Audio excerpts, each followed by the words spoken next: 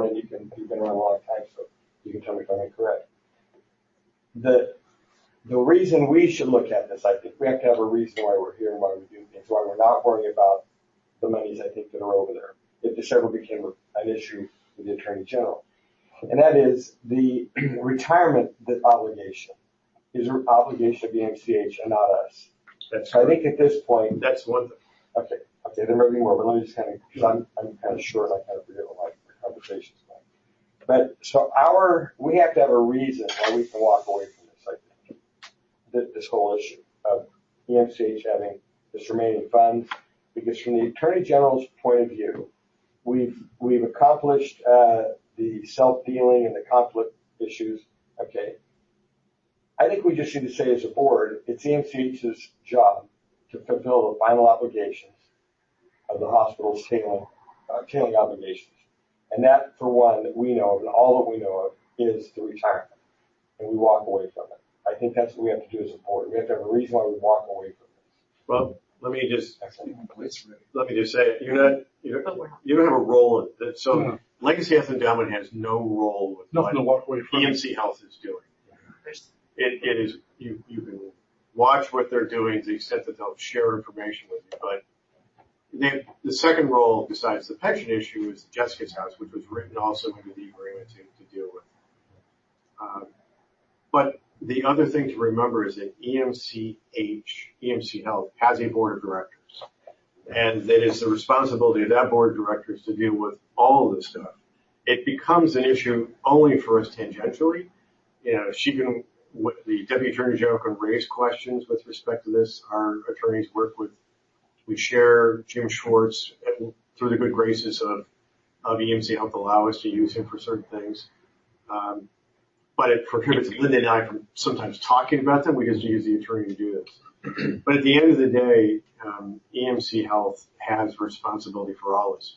Our focus is purely and solely on how do we deal with the 2 pots of monies that we have, the 19 zip codes, and then to the extent we can ever be of any assistance to EMC Health on whatever matter that might arise, they'll ask. Yeah, but I think that the reality is a little bit different than that. And that is, when it was advertised to the public, it was $90 to $100 million coming out of the sale proceeds from 114. Well, whatever the number was. It came out several times in several numbers. And the point was, no one ever talked about net proceeds, or it was never spoken to about that to the public. So, I guess what I'm saying is, we don't have a responsibility on it. So if there's any leftover tailing monies, as an old board member, I'm assuming it's going to pay for the pension. And that's how I'll view it. So I don't have any more heartburn, I guess. Yeah, you're absolutely right. Because I'm still part of the community. If it comes up where it becomes a public issue, and I was on the hospital board,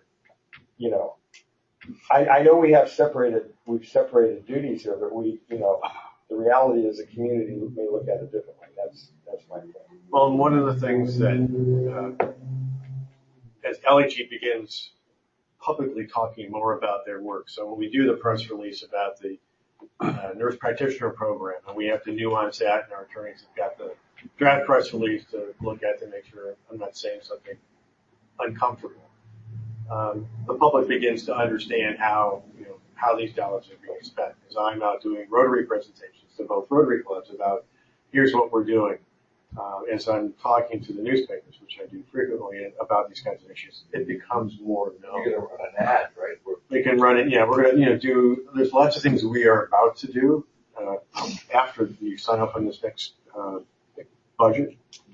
It all fits into making the public more aware of what we're doing to answer those questions. So you're absolutely right. It's all about keeping people informed about this was a sale, this is what happened, here's how much money that we received, here's what we're doing with our dollars. And if anyone has any other questions, on things that are not germane to LHE, my response is, Linda Stumer is the president of EMC Health, the spend-down entity. She'd be happy to answer all your questions. Well, I think it's probably, because Let me just add a couple of things. One is, I do think the point about the fact that the $100 million figure was in the public's eye at some, early on, and the actual number ended up being less than half